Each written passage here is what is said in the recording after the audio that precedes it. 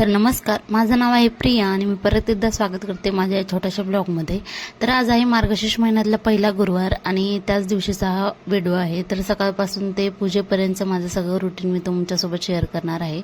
सगळ्यात अगोदर तर तुम्हाला मार्गशीर्ष महिन्याच्या पहिल्या गुरुवारच्या खूप खूप शुभेच्छा. सकाळी लवकर उठून घरातलं झाडून पुसून घेतलं होतं. आता दारातलं झाडत होते आणि त्यानंतर मी पुसून घेतलं. तर आता मी करणार आहे उंबरठा पूजन. त्यासाठीच मी हळदीचं लेपन करायला घेतलेलं आहे. हळदीच्या लेपनसाठी हळद घेतलेली आणि त्यामध्ये गुलाबजल ॲड केलेले आहे. तर गंगाजल वगैरे असेल तर ते पण तुम्ही ॲड करू शकता. माझ्याकडे नव्हतं, फक्त गुलाबजल मी ॲड केलेले आहे. आणि दररोज तर काय होत नाही उंबरठा पूजन, तर आज गुरुवार होता त्यामुळेच हे केलेलं आहे. तर अशा पद्धतीने सगळीकडे ते लेपन लावून घेतलेले आहे हळदीचं. आणि त्यानंतर दारात छोटीशी अशी रांगोळी काढत होते.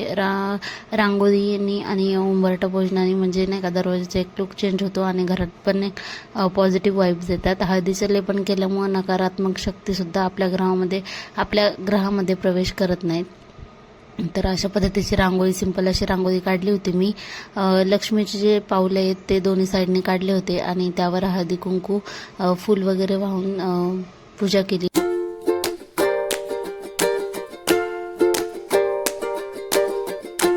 त्यानंतर मग पूजेची तयारी लागली. म्हणजे संध्याकाळीच पूजा करते मी, पण जे काही पूजेला लागणारे जे भांडे होते तर तेच मी इथं पितांबरीने घासत होते. सगळ्यात अगोदर तर पितांबरी मी सगळ्या भांड्यांना फक्त लावून घेते आणि 10-15 मिनटं ठेवल्याच्या नंतर ते छान म्हणजे व्यवस्थित भांडे निघतात. आणि त्याच्यानंतर मग फराळ करायला घेतलं.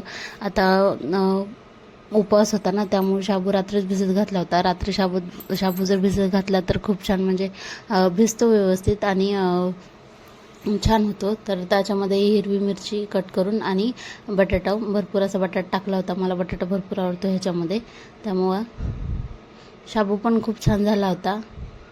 त्याच्यामध्ये थोडंसं बारीक केलेलं कूट आणि थोडंसं मोठं म्हणजे जाडसर असं कूट टाकलं होतं. मीठ टाकलं शेवटी आणि मस्त असा फराळ तयार झाला.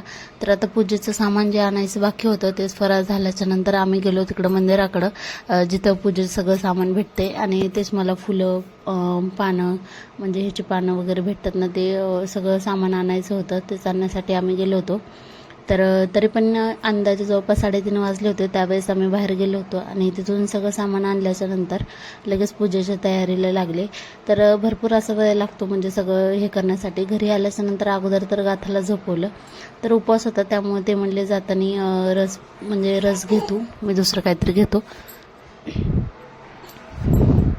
गाथाला कोणी पण बाहेर गेल्याच्या नंतर कोणी पण घेतो. घरी आल्याच्या नंतर सगळ्यात अगोदर जी पानं आणली होती त्याला थोडीशी माती लागली होती, त्यामुळं पानं धुवून घेतली. आणि काय करायचं म्हणजे जे काय आपण पूजेचं सामान आणले ते एका ताटामध्ये घ्यायचं, जेणेकरून आपण जेव्हा पूजेला बसतो त्यावेळेस सारखं उठावं लागणार नाही आपल्याला. जे सगळं काही अगरबत्ती वगैरे धूप हे सगळ्या गोष्टी आपण जवळ घेऊन ठेवायच्या. आणि सगळ्यात अगोदर कलशावरती मी शुभचिन्ह म्हणजे स्वास्तिकचं चिन्ह काढून घेतलेले आणि त्याच्यानंतर पूजेला सुरुवात केली. तर पाटाच्या खाली अगोदर मी थोडेसे अक्षता वाहून पाठ ठेवला आणि त्यानंतर लगेच कलश हे केला. तर जे आता पानं ठेवणार आहे मी त्या ग्लासमध्ये, तर त्यामध्ये तुम्ही धान्य पण ठेवू शकता, पण मी पाणी ठेवलं होतं कारण ते पानं ओली होती त्यामुळं. तर अशा प्रकारचे आंब्याचे फाटे आणि त्याचे सीताफळाचे फाटे आणले होते तेच यामध्ये ठेवले.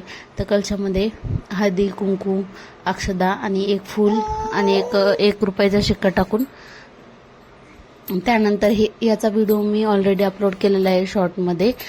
हे कसं बनवलेलं आहे ते पण हे केलेलं आहे. म्हणजे देवीचा जो मुखवटा आणि हे आहे कलश, तेच तुम्ही तो व्हिडिओ नक्की बघा.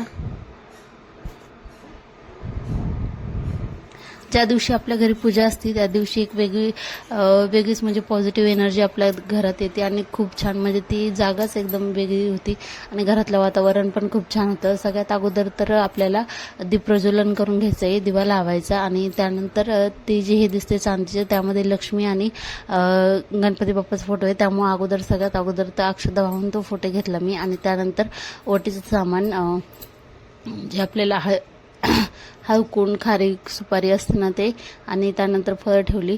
लगेच देवीची पूजा करून घेतली, हळदी कुंकू लावलं. आणि जी ही बनवली होती ती वेणी असते ती मी घरीच बनवलेली, ही फुलांची, सोपी आहे. सिंपल अशी फुलांचीच रांगोळी काढून घेतली. गाता झोपली होती तोपर्यंत लगेच पुस्तक वाचायचं होतं. आणि ही कहाणी वाचताना म्हणजे अगोदरपासून एकही शब्द न अडखळता, कारण आपल्याला दरवर्षी वाचून वाचून त्याची सवय झालेली असते, त्यामुळं कहाणी वाचून झाल्याच्या नंतर आरती केली आणि आरती करून लगेच मग नैवेद्याच्या तयारीला लागली मी. तर नैवेद्यामध्ये मस्त असा गावरान तुपाचा ड्रायफ्रूट घालून मी शिरा बनवला होता.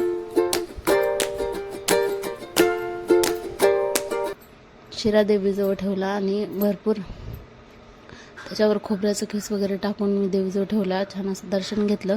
आणि मनापासून जर आपण कशाही पद्धतीची पूजा जर केली मनापासून तर खूप छानच होते ती. तर असं काही मी उपवास सोडवण्यासाठी बनवलं होते. बटाट्याची भाजी, डाळ, भात, शिरा आणि चपाती बनवली होती. तर पूजा कशी वाटली, हा व्हिडिओ कसा वाटला नक्की सांगा. व्हिडिओ आवडला असेल तर लाईक करा आणि सबस्क्राईब करायला अजिबात विसरू नका. तर भेटू आपण अशाच एका छानशा व्हिडिओमध्ये. तोपर्यंत तुम्ही चॅनल सबस्क्राईब करा आणि धन्यवाद.